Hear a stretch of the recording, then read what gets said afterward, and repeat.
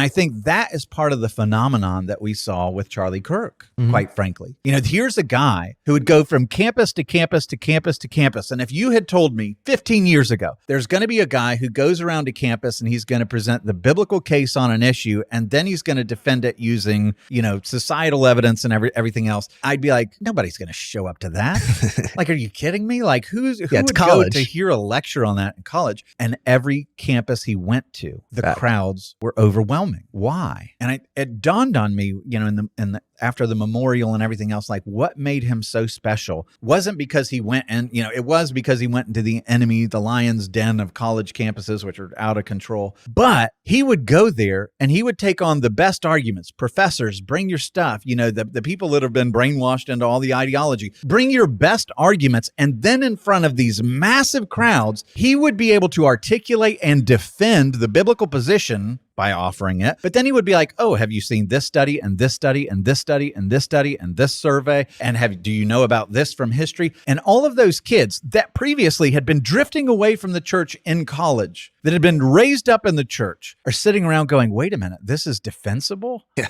Like, this is true? I'm not dumb for believing this. I'm not dumb. I shouldn't be shamed. My college is doing me wrong by trying to get me to abandon this. And they would sit there and they were encouraged by his boldness and by his ability to articulate. That, to me, is what I think the most profound and wonderful thing that he brought to this younger generation,